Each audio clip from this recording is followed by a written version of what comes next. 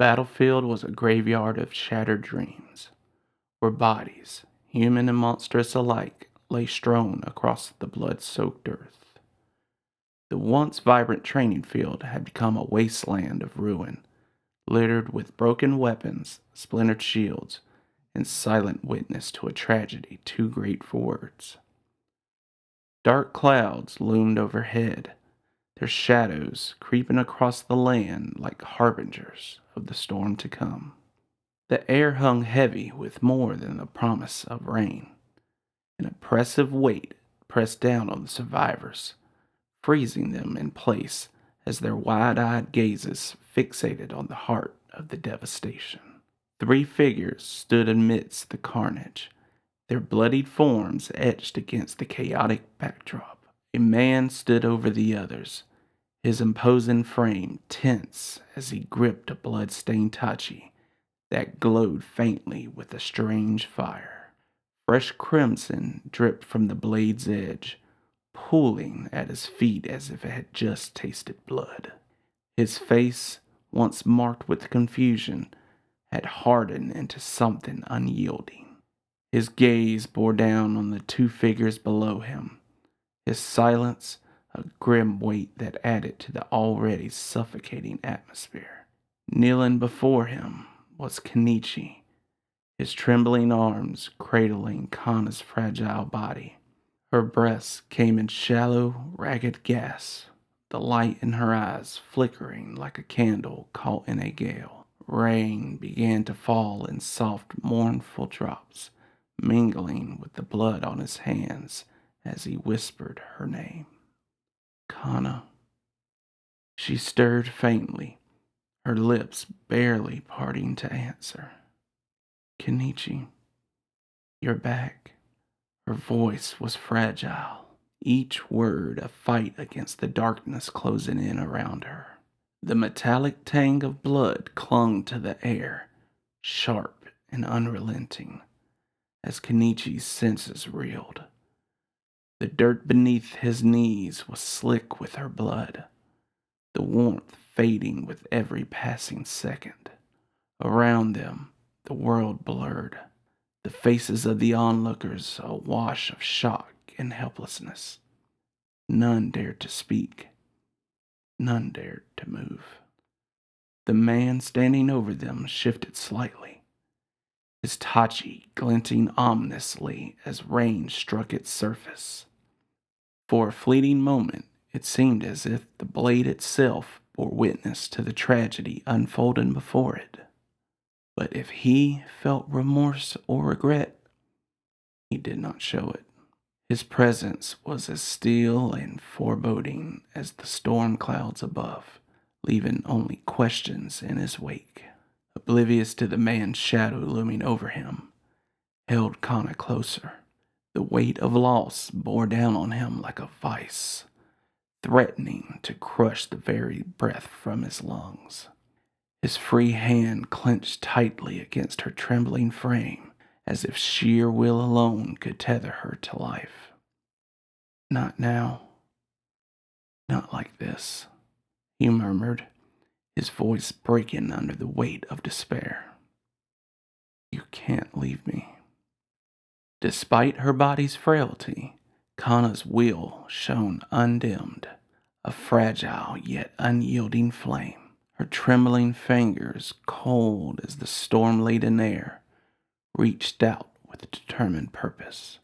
They sought his face, each hesitant touch a desperate attempt to imprint his every feature into her faded memory.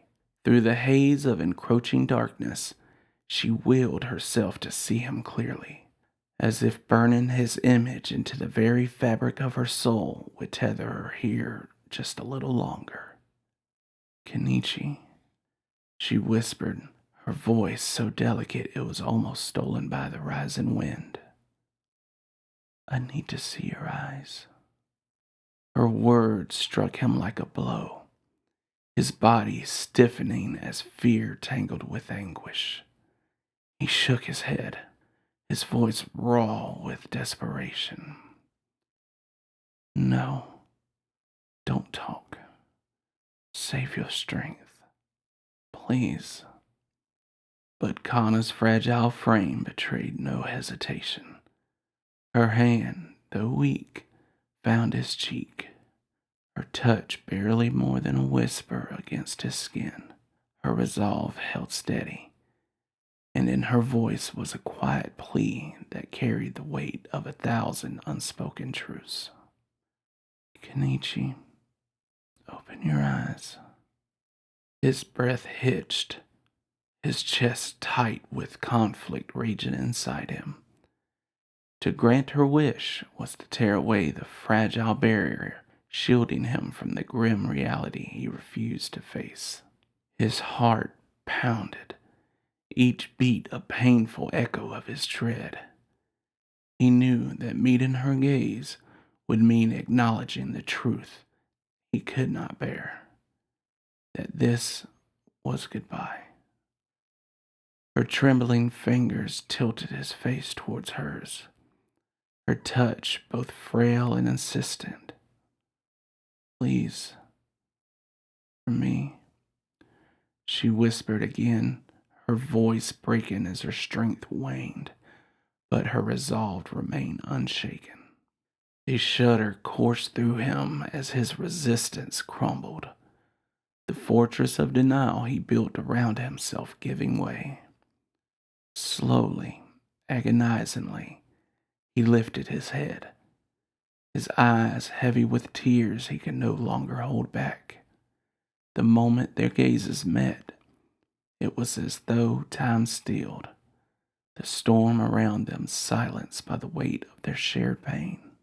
Her eyes, though dimming, held a warmth that pierced through his anguish, a bittersweet blend of love and sorrow. In them, he saw not just her pain, but her steadfast devotion, her wish to leave him with something more than grief. She smiled faintly, a trembling curve of her lips that was at once heart-wrenching and beautiful. His crimson gaze, usually fierce, was now an ocean of raw emotion, mirroring her own. In that fragile connection, they spoke without words, their souls intertwining in a symphony of unspoken promises, shared dreams, and the bittersweet finality of parting. It was a moment too fleeting yet eternal, where their love transcended the agony of the present, becoming something neither death nor time could tarnish. Do you remember when we first met at the academy? Kana's voice was barely more than a whisper, her words trembling under the weight of unspoken memories. Her eyes, glistening with unshed tears, searched his for recognition, longing for a connection that stretched beyond words. Kenichi nodded, the memory as vivid as if it had happened just yesterday. You were terrified of my eyes back then, he murmured, his tone tinged with both sorrow and faint humor. Her lips curved into a faint smile, delicate yet poignant against the backdrop of devastation. It was a smile that spoke of bittersweet truths, one that didn't quite reach her eyes.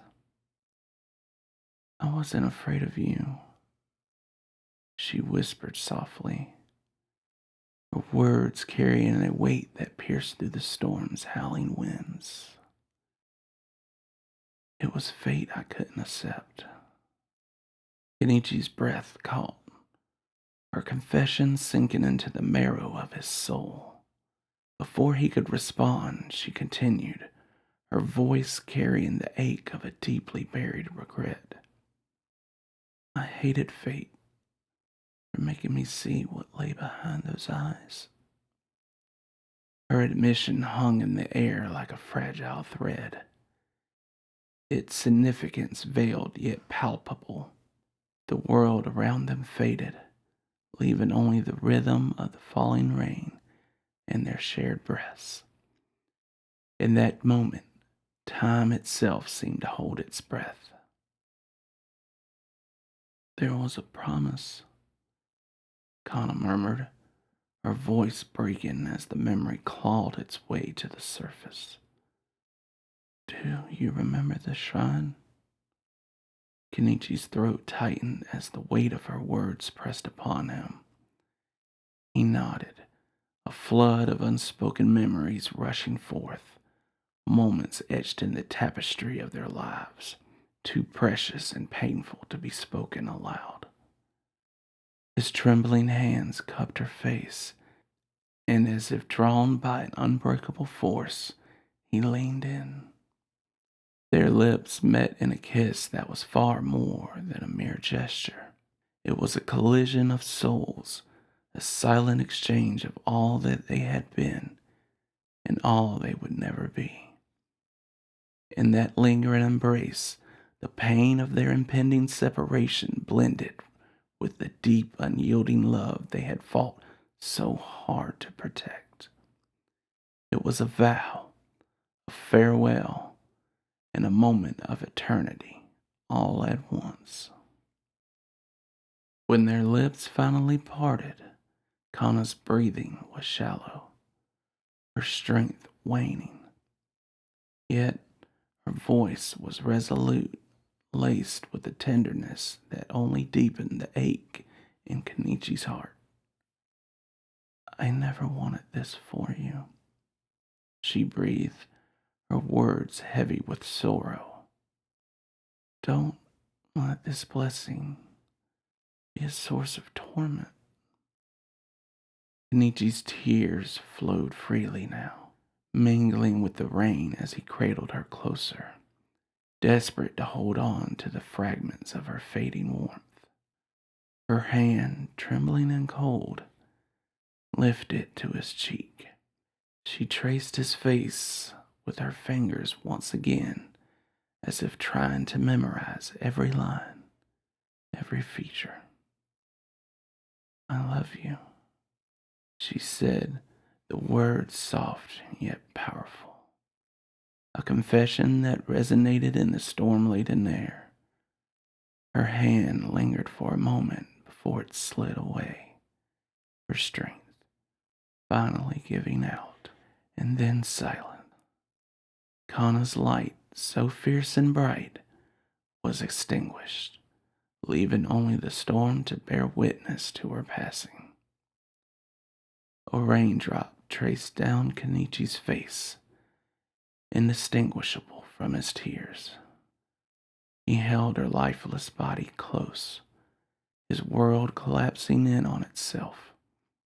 The weight of her absence was suffocating, an emptiness that no storm could wash away.